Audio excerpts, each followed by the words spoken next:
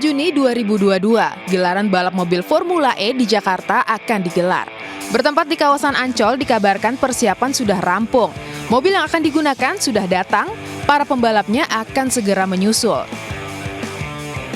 Geger balapan mobil listrik berkursi tunggal ini sudah terdengar sejak sebelum pandemi. Pro kontra terus bermunculan mewarnai rencana Jakarta sebagai tuan rumah. Ajang yang diinisiasi Gubernur DKI dan ini memang mendapat banyak pertentangan. Penentuan lokasi balapan pun melewati drama yang panjang. Monas, GBK, Jalan Jenderal Sudirman pernah disebut sebagai lokasi balapan hingga terpilihlah Ancol. Tidak hanya itu, elit politik juga turut gaduh. Pembiayaan yang tidak sedikit menuai sorotan anggota DPRD DKI. Salah satunya untuk membayar komitmen fee yang sebagian biaya menggunakan dana pinjaman dari Bank DKI. Namun meski sempat diragukan akan selesai, pembangunan sirkuit rampung juga. Jakarta International E-Prix Circuit memiliki panjang lintasan 24 km dengan total 18 tikungan. Indonesia nyatanya mampu menyelesaikan pembangunan sirkuit Formula E tercepat dalam 60 hari. Ketua Penyelenggara Formula E 2022 Jakarta, Ahmad Saroni menegaskan, ajang internasional ini sangat penting bagi citra Indonesia dan akan berdampak pada hubungan bilateral dengan negara lain. Perkembangan teman-teman pasti banyak sekali yang bertanya bagaimana progres penyelenggaraan Formula E yang pada tanggal 4 Juni dilangsungkan di Ancol dan teman-teman sudah pada posisi berikut dengan progres yang sudah berjalan. Insya Allah kita siap menyelenggarakan kegiatan event internasional pada tanggal 4 Juni mendatang. Di tengah pro kontra yang saling berjalan jelang balapan Formula E, publik menanti dampak besar dari balapan yang pertama digelar di Indonesia.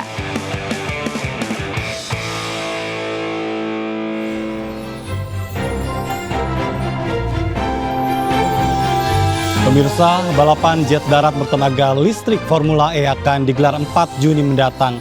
Di tengah pro kontra yang terus mewarnai hingga kini, ajang Formula E disebut-sebut sebagai satu-satunya green sportainment di Indonesia. Saya Jatur Atma, Anda menyaksikan MNC News Prime.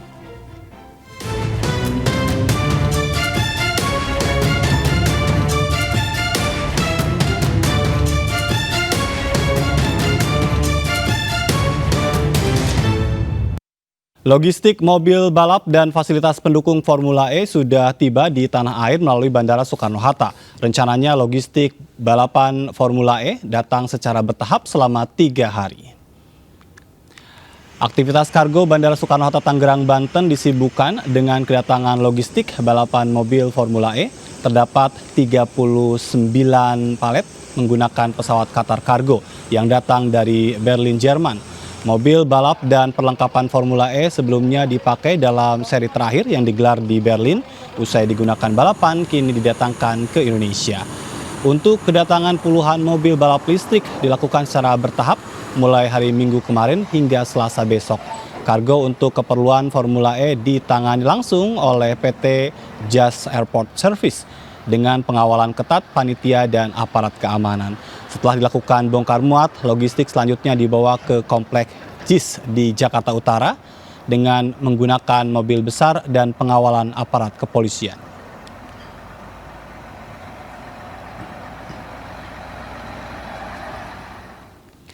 Jelang balap mobil listrik Formula E, pemirsa, persiapan terus dilakukan. Salah satunya kursi penonton di tribun kelas grandstand sudah terpasang semuanya. Kursi penonton sudah terpasang, keseluruhan kapasitas penonton berjumlah 10.000 penonton di grandstand dengan harga tiket Rp750.000. Dari atas grandstand ini penonton dapat view beberapa tikungan sehingga terlihat jelas aksi para pembalap Formula E saat saling susul. Panitia menyebut sejauh ini tiket event internasional Jakarta E-Prix 2022 untuk kelas grandstand sudah hampir sold out. Tiket dapat dipesan melalui sistem online.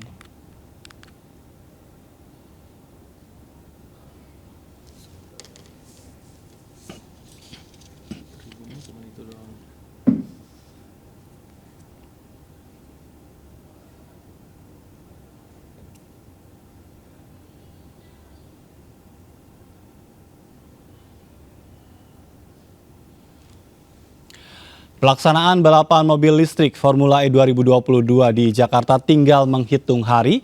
Walau sempat disangsikan akan selesai, nyatanya sirkuit di Ancol sudah rampung.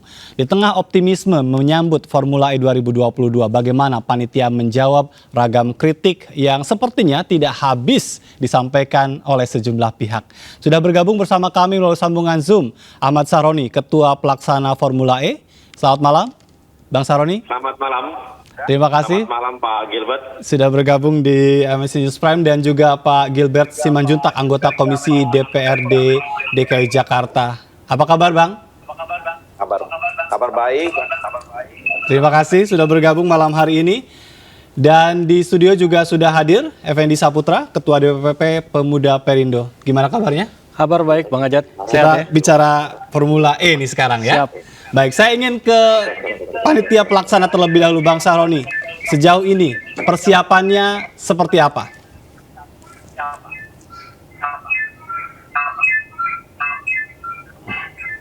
Suaranya apa tuh ya? Baik, Bang Saroni bisa mendengar suara saya? Bisa. Baik, seberapa Terima kasih. siap Formula E digelar? Selamat malam. Persiapan sekarang sudah mencapai 80%.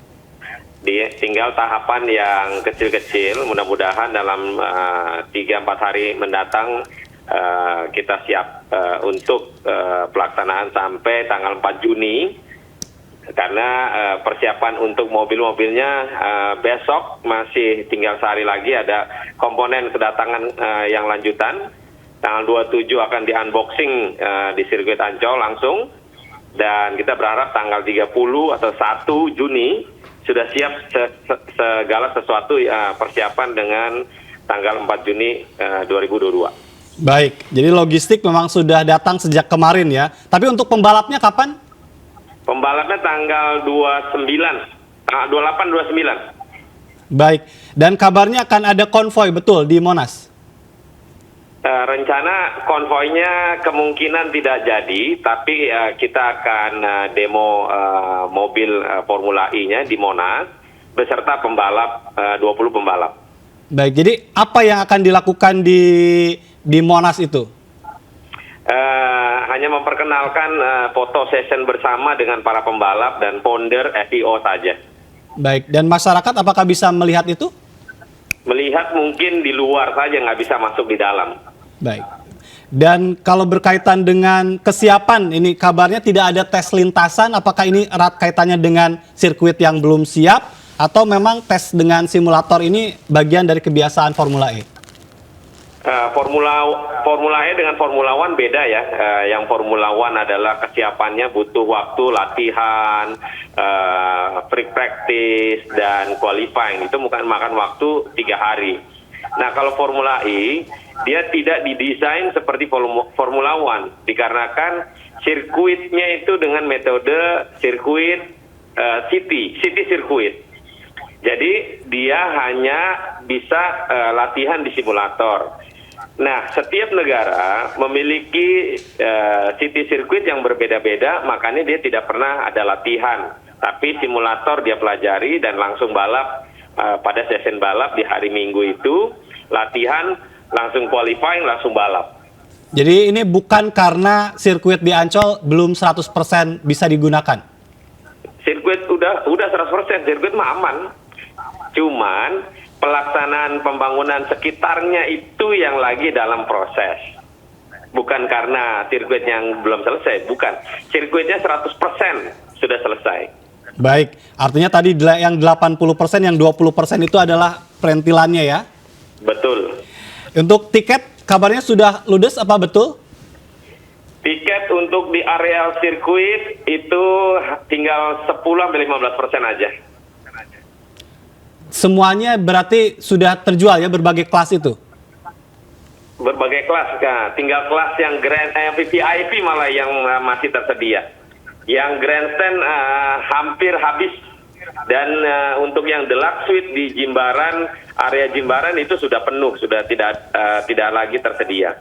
Baik, jadi untuk tanggal 4 sepertinya semuanya berjalan dengan lancar ya Bang Saroni, sekalipun banyak sekali kritikan di awal, di mana Anda juga sangat paham akan hal tersebut. Seberapa kritikan untuk membangun kami senang.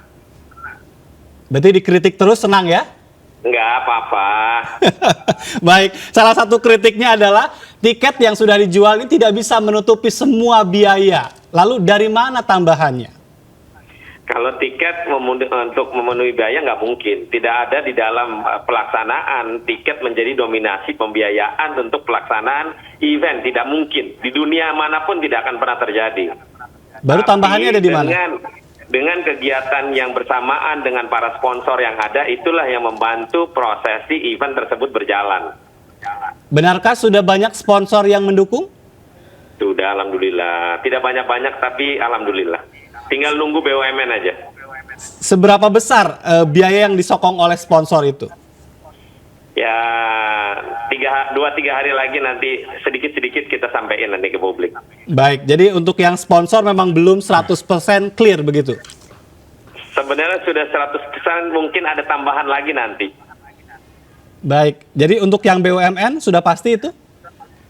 Mudah-mudahan, tinggal nunggu panggilan beliau untuk mempersiapkan support kepada kita.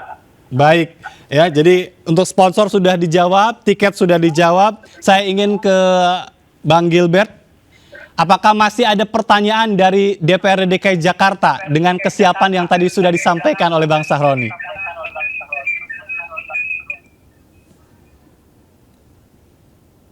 Bang Gilbert. Ya, sorry. Saya kesulitan betul dengarnya karena gaungnya kuat sekali di sini. Baik, apakah sudah dengar suara saya sekarang? Jelas? Semua saya bisa dengar, tapi gaungnya sangat membuat saya pusing mana suara yang asli, mana yang gaung. Sepertinya ada yang pakai dua device ini. Baik, nanti baik. kita akan coba saya perbaiki. sampaikan sedikit Silakan. mengenai hal ini. Dari sudut pandang kita ya, kalau dikatakan ini pembangunan trek tercepat, ya mungkin betul, tetapi kualitas treknya kan kita sangat meragukan bagaimana bisa jalur itu dibangun di atas rawa dan kemudian dipasangin cerucuk. Ya kan harusnya di tanah yang keras. Ya, waktu kunjungan ke lapangan, kita juga mendapatkan informasi dari pihak Jakon bahwa memang ini akan mengalami penurunan sedikit demi sedikit selama 275 hari atau 360. Pokoknya dalam setahun itu akan merosot banyak lah begitu, sehingga kemudian ini untuk dipakai ke perhelatan berikut jelas tidak, tapi mungkin itu ya buat ya, tapi untuk Formula E 4 Juni aman gitu ya. Buat perhelatan sekali ya tidak masalah lah, tetapi untuk yang berikut tentu masalah buat kita. Ya. Kenapa? Ini kan anggaran yang menghabiskan 710 miliar lebih kemudian dipakai cuma sekali ya, sangat menyesakkan begitu, apalagi perhelatan ini akan rugi. Sebenarnya dia ruginya itu lebih sedikit kalau tidak dikerjakan, tetapi memang ada ancaman arbitrase internasional. Jadi memang dari awal ini persoalannya adalah kenapa ditandatangani perjanjian ini apalagi tanpa melibatkan legislatif, sedangkan undang-undang menyatakan itu harus melalui persetujuan legislatif dulu, baru kemudian ada perjanjian internasional. Nah, kembali ke sini, apakah ini sukses apa segala macam, kita bukan di situ sebenarnya persoalannya. Kita mementingkan seberapa kecil kerugian yang bakal, rugi udah pasti rugi. Tapi perhitungan saya dengan harga tiket itu sekitar 10 miliar paling maksimal dapat. Artinya 700 miliar hitungan saya. Silahkan nanti data dimunculkan, tapi jangan kemudian cuman akan untung, akan ada devisa. Kita tidak melihat yang terlalu jauh devisa. Kita proksi saja lah berapa uang yang didapat begitu. Sehingga kita tahu berapa kemudian kerugian yang terjadi, karena kalau dinyatakan ini kemudian ada untungnya, ya jelas tidak lah. Tetapi karena sudah terlanjur ditandatangani dan kemudian mesti dilakukan, ya udah. Baik, ini kan nanti sirkuit sudah siap, tadi logistik sudah datang, pemain akan menyusul begitu. Dengan tadi ya, kita memang kalau balik lagi ke belakang tadi ada banyak diskusi yang memang menjadi kewenangan DPRD, menurut DPRD. Tapi disampaikan tadi kan juga nanti ada sokongan dari sponsor begitu. Itu kan juga bisa meringankan pembiayaan, Bang Gilbert. Kalau dikatakan ada pembiayaan dari sponsor, sampai sekarang kan sponsornya belum disebutkan dan belum ada ketahuan berapa. Ya kalau ada sponsor, harusnya sponsor itu dimunculkan dari awal sehingga yang mensponsori pun merasa ada promosi buat mereka sedikit. Ini saya juga meragukan apakah betul ada sponsor apa tidak. Kalaupun ada sponsor, saya kira sifatnya bukan sponsor, tetapi donatur ya, kayak sumbangan begitu. Karena Baik, sampai jadi- sekarang saya lihat Bung Syahroni juga masih bekerja keras mencari sponsor sampai mendekati BUMN yang notabene sebenarnya menjadi seakan-akan yang nggak nyaman lah event internasional kok mesti cari sponsor aja begitu. Artinya ya Baik. memang dari awal ini sudah nggak begitu pas. Iya, tapi dampaknya kan ini untuk Jakarta. Ini juga menjadi salah satu bagian dari ulang tahun Jakarta. Daripada mengkritik, ada yang mengatakan DPR bisa bantu apa, DPRD? Loh, DPRD emangnya tugasnya apa? Tanya balik sama yang tanya. Tanya tuh sama-sama Bung Syahroni. Tugasnya DPR memangnya apa? Kan cuma 3. Memberikan anggaran, mengawasi, dan kemudian membuat undang-undang. Kita tidak bertugas untuk melaksanakan. Jadi kalau ditanyakan tugasnya apa, ya kita sudah melaksanakan tugas. Dan kritikan kita adalah bagian dari tugas. Baik. Namanya parlemen itu ya parley. Lalu kemudian kalau dinyatakan tadi ini akan membuat ke Jakarta, justru ini merugikan. Saya sudah katakan tadi, kalau tidak dilaksanakan justru kerugian lebih kecil. Baik. Karena dengan membangun treknya aja 170 miliar, lebih, sedangkan yang pemasukan cuma 10, yang kalau 560 miliar dari uang komitmen fee ya hilang. Iya. Tetapi kemudian 107 miliar lagi kita tambahkan kerugian, ya kan menjadi tidak masuk akal begitu. Jadi Baik. saya juga mau terbuka berdiskusi dengan siapapun itu yang mengatakan emangnya DPRD bisa apa loh, emangnya tugas kita cuma itu kok. Baik, saya ingin minta tanggapan dari Bang Effendi. Ini bagaimana ya, di tengah pelaksanaan yang sudah di depan mata, tapi tadi ada sanksi atau menyaksikan ya, sikap menyaksikan dari DPRD DKI. Saya kira balapan Formula E ini menarik ya, karena lebih kencang politiknya daripada balapannya ya. Dari awal tuh lebih kencang isu politiknya daripada isu pembalapnya. Saya nggak tahu, tapi isu politiknya sudah sedemikian kencang. Bagaimana ini dikatakan proyek ambisius seseorang, bagaimana ketua panitianya juga datang dari orang politik, ya kan. Tapi saya sebagai masyarakat dan orang yang ber-KTP Jakarta ingin menyimpan dulu deh ini persoalan politik ini. Yang ingin kami anak Jakarta ini saksikan bahwa di depan ini ada perhelatan event luar biasa yang akan masuk ke Indonesia, ke Jakarta. Kenapa perdebatannya tidak sekeras perdebatan di Mandalika mungkin? Ini kan sama-sama aja ini event besar, event internasional yang sebenarnya kita ingin menunjukkan kepada publik dunia ekonomi Indonesia bangkit pasca pandemi. Kita bersyukur sekali MotoGP masuk, kemudian Formula E masuk. Kita berharap ke depan mungkin Bung Syahroni bisa bawa Formula One kemari, atau nanti bisa bawa balapan rally dunia ke Indonesia. Tidak hanya itu, kita punya JIS, mungkin suatu saat nanti akan dibuat event-event musik di situ, undang BTS, undang grup-grup papan atas dunia, why not?